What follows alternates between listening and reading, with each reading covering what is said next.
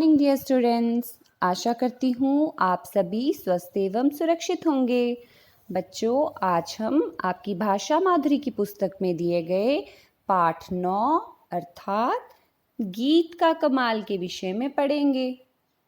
इस पाठ में एक लड़के के विषय में बताया गया है जो आपकी ही तरह तीसरी कक्षा में पढ़ता था और उसका नाम था रोहित। लेकिन वो स्वभाव में आपके जैसा बिल्कुल भी नहीं था, क्योंकि आप सब तो बहुत अच्छे हैं, लेकिन इसका स्वभाव कुछ अलग था।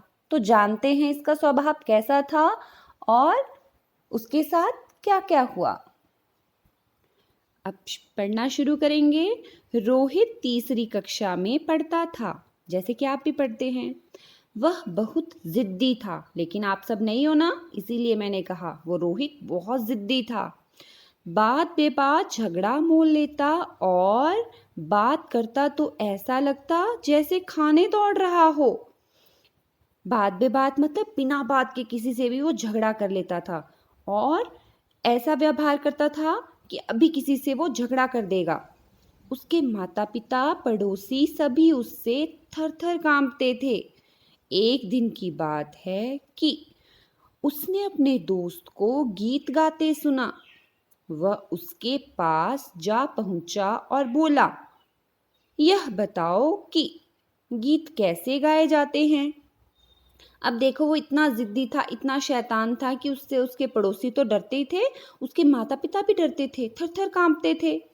और एक दिन क्या हुआ, उसने अपने मित्र को, अपने दोस्त को गीत गाते सुन लिया और उसने उसके पास जाकर कहा, बताओ कि गीत कैसे गाते हैं, कैसे गाए जाते हैं। फिर दोस्त रोहित को खूब जानता था मतलब अच्छी तरह जानता था। सो बोला, गीत गाना तो बहुत आसान है, ये तो बाजार में मिलते हैं, खरीद लो।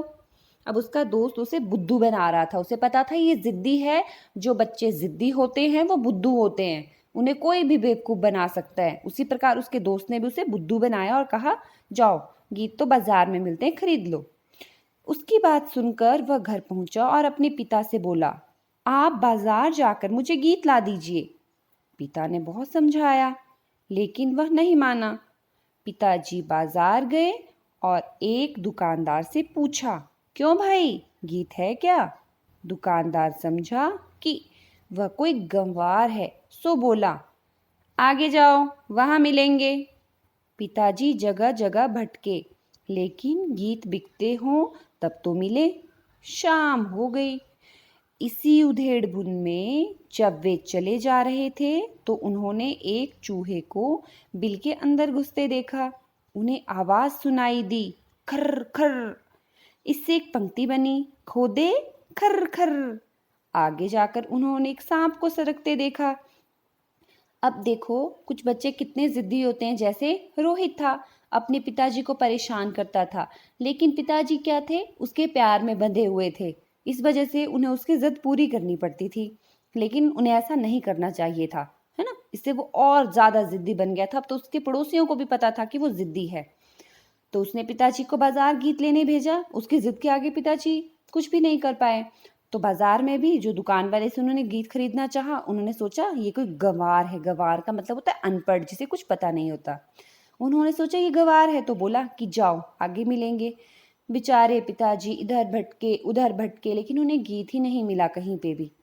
फिर अंत में वो घर की तरफ आने लगे तो उन्होंने क्या देखा रास्ते में, कि एक चूहा बिल के अंदर घुसने जा रहा है और क्या कर रहा है, खर खर की आवाज। तो उन्होंने एक पंक्ति बना ली कि खोदे खर खर। आगे जाकर उन्होंने एक सांप को सरकते देखा। आप सभी ने देखा ना कि कैसे सरकता है सांप, जैसे केंचुआ सरकता है, सांप सरकता है ना। फिर उसकी आवाज सुनकर दूसरी पंक्ति बनी, सर के सर सर। अब दूसरी पंक्ति क्या बनी, सर के सर सर। आगे चलते हुए उन्हें एक खरगोश दिखाई दिया। खरगोश उन्हें गौर से देखने लगा। पंक्ति बनी, देखे टगर मगर। और आगे चलकर उन्होंने छलांग लगाकर भागते हुए हिरन को देखा। उन्होंने चौथी पंक्ति बना ली, कूदे अलंग फलंग। इस प्रकार पिताजी एक एक पंक्ति बनाते हुए जा रहे थे। जैसे पहली पंक्ति खोदे खर खर, दूसरी पंक्ति सर के सर सर, तीसरी पंक्ति देखे टगर मगर, चौथी पंक्ति कूदे अलंग फलंग। घर लौटकर उन्होंने रोहित से कहा, मैं गीत खरीद लाया हूँ। उन्होंने गीत सुनाया, खोदे खर खर सर के सर सर, देखे टगर मगर कूदे अलंग फलंग। रोहित समझा कि यह वाकई गीत है, सो वह उसे राग से गाने लगा। आधी रात को वह जागा और पड़ोसियों को प्रभावित होता है प्रभाव डालना, किसी को इम्प्रेस करने की गरज होता है इच्छा से, वही गीत गाने लगा। उसे लगा कि मेरा गीत सुन के सब पड़ोसी खुश हो जाएंगे, तो वो उस गीत को गाने लगा। संयोग की बात है कि उसी समय चोरों ने उसके घर में चोरी करने के लिए सेंध लगाई थी। सेंध लगाना क्या होता है? आपने पहले पिछले चैप्टर में भी पढ़ा था, पिछले पार्ट में पढ़ा था कि चोरी करने के लिए दीवार तोड़कर बनाया हुआ छेद, उसे कहते हैं सेंध लगाना। चोरों ने खोदना शुरू किया, खोदे खर खर। उसने गाया ना, उसे पहली पंक्ति पिताजी ने सिखाई थी, तो रोहित गाने लगा, खोदे खर खर। चोरों ने समझा वह उन्हें देखकर गा रहा है, सो चुपचाप सरकने लगे। फिर रोहित ने फिर गाया, सर के सर सर। चोर अब डरकर दरवाजे की तरफ देखने लगे, देखे टगर मगर। चोरों को भरोसा हो गया कि वह सब कुछ जानता है। इसी समय उसने आखिरी पंक्ति गाई, कूदे अलंग फलंग। अब तो चोर भाग खड़े हुए। सवेरे जब पिताजी ने दरवाजे के पास सेंध देखी तो आश्चर्यचकित रह गए। जब उन्हें मालूम हुआ कि इस गीत के सुनने से चोर भागे हैं, तो पिताजी ने छाती फुलाकर मतलब गर्व से, प्राउड से कहा, देखा कितना बढ़िया गीत खरीद कर लाया हूँ। रोहित जीवन में पहली बार प्रसन्न हुआ। वैसे तो पिताजी ने भी उसे मूर्ख बनाने के लिए ही गीत दिया था, पर बेचारे पिताजी क्या करते, है ना, उन्हें तो अपने बेटे की जिद पूरी करनी थी, तो उन्होंने पंक्तियां बनाई और उसे सुनाया। लेकिन अब उन्होंने रोहित के सामने ये बताया कि देखो मैं कितना अच्छा गीत लेके आया हूँ तुम्हारे लिए, जिससे सभी चोर भाग गए, है ना।